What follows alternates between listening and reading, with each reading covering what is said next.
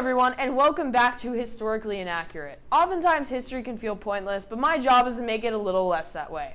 Today we are continuing our mini-series PsycHistory. We're going to be looking into some basic principles of psychology and tying them back to our history.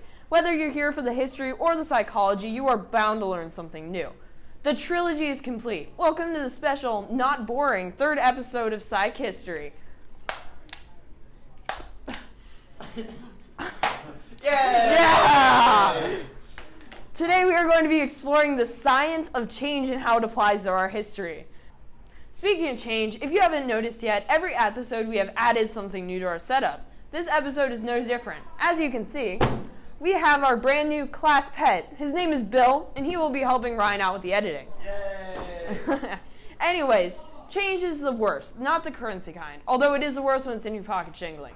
If you think about it, there must be a reason why we hate change so much. After all, I don't think hardly anyone can say they've actually completed a New Year's resolution. Prove me wrong in the comments. Surprisingly, there is a reason besides pure laziness, a biological and psychological one. We should call this biopsychistory. Welcome back to another history of biopsychistory. Today we are going to be looking into why I am so horrible at naming things. Okay, anyways, the biological reason behind our hatred of change is called homeostasis, which is basically the process that our body goes through to maintain a stable body temperature, consistent chemical balances, and etc. Our vitals must lack significant change to survive, so our brain literally associates living with stability, hence why we feel so uncomfortable with change. Now back to the history. When Industrial Revolution had reached its peak during the late 1800s and 1900s, immigrant influx was at an all-time high, and our industrial output was at an unprecedented level. This led to an extremely strong economy, but a major lack of job security. Pretty much everyone at the time wanted to work, however the lack of job security led to people taking any job they could find. Oftentimes this led workers to join a factory labor force. Factories at the time understood the dire need of work most Americans faced and used this to their advantage. Employers lowered wages as much as they wanted, forced their labor force to work over 14 hours a day, 6 days a week. Yet workers loyally slaved over their workload. If they didn't, they would be replaced by one of many unemployed vying for that person's job. So if it's against our psyche, why do we ever change? There are 4 especially effective reasons a person decides to make a drastic change. First, proving oneself can be an important motivator to make a change. When someone feels that they have not adequately proved themselves, they are significantly more likely to change something in their life, be it drastic or not. Secondly, gaining superiority can also be a large factor to change. Our species is heavily inclined to desire superiority over others. People who gossip, criticize others, and participate in dangerous, exciting activities often do not feel superior enough, hence why they go through with the activities. Thirdly, change often occurs due to compensation. Whether it be monetary or if it appeases an inferiority complex, compensation is a very powerful motivator to change.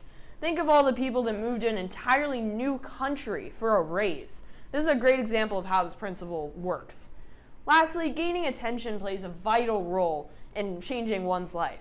Oftentimes, especially when someone is desperate for attention, like me, they may decide to make a drastic change in their life.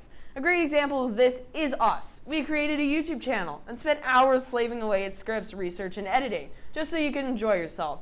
So why don't you go and like and subscribe?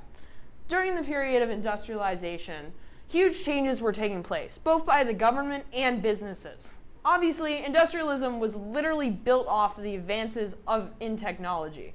But also, for one of the first times in history of America, a nationwide cultural revolution was taking place.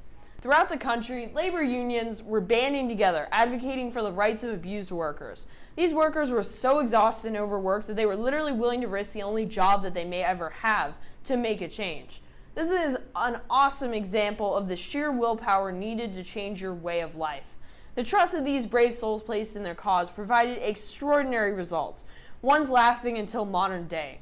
They gained such a massive following through plentiful secretive meetings and intense striking that often ate away at most of their free time. Despite the poor reception from others, labor unions had massive lasting effects that changed the way the United States worked.